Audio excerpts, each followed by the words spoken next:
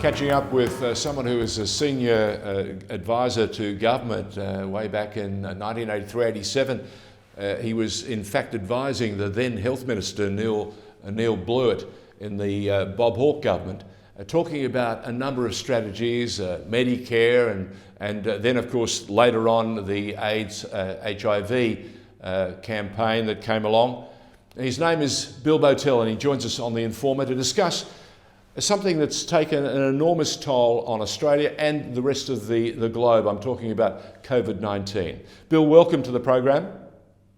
Thanks, George. Happy to be here. What have you made of how federal government, state governments across the country have done trying to cope with this pandemic that continues to evolve, continues to take an enormous toll, and continues to impact our economies, not only locally, nationally, but globally? Well, look, I think Australia initially, thanks a bit to good luck, then to good management from about mid-March, took enough measures, March, April, particularly with the lockdown that we remember, the first one, to suppress the virus. But we made some errors, in my view, coming out of that first lockdown. We thought that we had beaten it, that there was a Freedom Day and that it had gone away and for some reason was never going to affect Australia as it was affecting the rest of the world. Well, I'm afraid that was a mistake. We didn't strengthen a lot of structures in Australia, quarantine, certainly not effective communication and so on. And people were lulled into a sense of false security. And there's nothing that the coronavirus likes better than a sense of false security.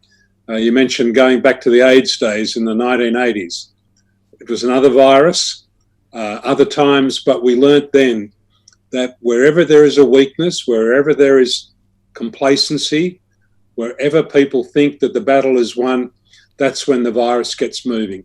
And very regrettably, that's what's happened in Australia in the last couple of weeks, or at least in Victoria, New South Wales. Remember, the rest of Australia took the right lesson and they shut the borders. They didn't let the virus in, or if it got in, they clobbered it.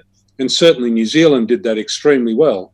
So it's not like we're talking about Australia anymore. We're talking about New South Wales and Victoria not having done as well remotely as the outlying states and New Zealand. Why do you think the two biggest states, the two most populous states in the country, have dropped the ball? I mean, you said they started well. Why did the populace get complacent? You mentioned messaging. Was it incumbent on both federal government and the state premiers, Gladys and Daniel Andrews, to do more? I believe there should have been extremely strong messaging right from the beginning. There was a very big mistake made in not explaining to the Australian people what was coming. We knew from about January, February what was on the way. We saw other countries, particularly in the Asia-Pacific region, do very well to stop the virus at the border.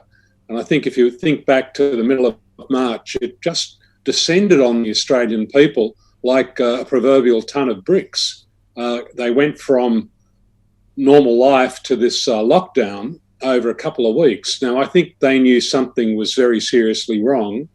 So they went through the sacrifice of the lockdown, and we all remember how difficult it was. But Australia didn't, as a country, make the strategic objective to bring it down to zero, to clobber it, to get rid of it, as they did in New Zealand.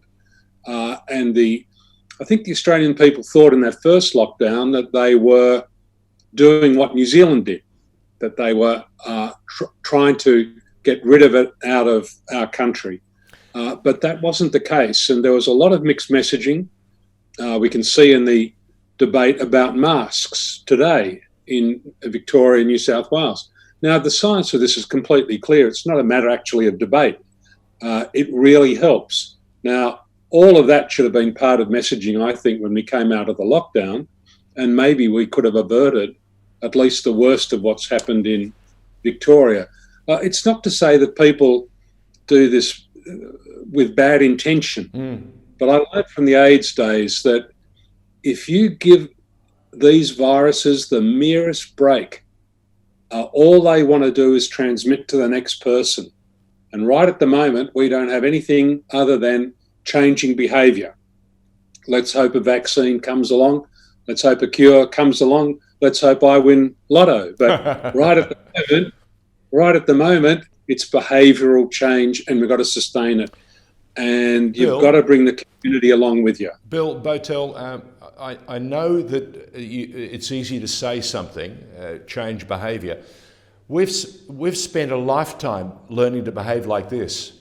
So to introduce these restrictions takes an enormous a deal of work, and it requires an element of discipline that not too many people have. You know, you mentioned New Zealand. I'm bothered by trying to compare one nation with another. One, there are different people. Yes, I know they're just across the ditch, but there are different people. They're, 3 to 5 million? We are 25 million. Can we, or could we, had we been smart enough, been able to eliminate it? I think suppress is key. I don't know if we can eliminate without a vaccine. Well, it's not just New Zealand. I mean, it's Western Australia, Northern Territory, South Australia, Tasmania, and Queensland, pretty much. I mean, they took advantage of the time they got at the beginning to close the borders and to basically, there's been no community case of transmission in those states for a few weeks now. Yeah. Remembering too, in New South Wales, in about mid-June, I think from memory, we got to about 10 days of no community transmission whatsoever. So call it what you want, but the virus was on the way out. Now, I accept that behaviour change is difficult, but I remember, you know, with AIDS, people said that people would never use condoms.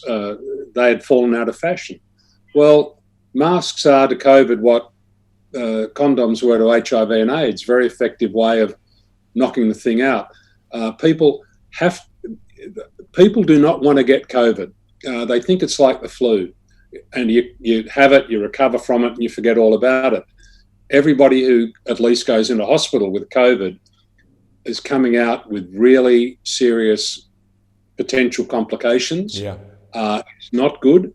Of course, it's not good for the frontline staff in hospitals, because if you've got cases in hospitals, they have to protect themselves with equipment and so on. It's extremely difficult. So I'd rather we just learn to live with COVID by learning to live without it, and follow the example of the people you can ring up on the phone in Adelaide or Perth or Auckland if you want to, or Hobart. It can be done. It has been done. I think it'd be a lot better than this stop-start. It's terrible for businesses. It's terrible for jobs. I mean, it's really shocking for people in Melbourne to go through this again, and I certainly don't want to see that happening in Sydney. But the alternative of letting it run and seeing what happens with all the attendant illness and misery and death, I think is really the second best option, really. Bill Bowtell, thank you very, very much for taking the time to join us on The Informer. And I trust that people are listening, and they do take heed, and they do work hard to change those lifelong habits that tend to make us, yes, let's wear those masks. Thank you very much, Bill. Wear a mask when you're out. Good on you. Thank you. Well done. Well said.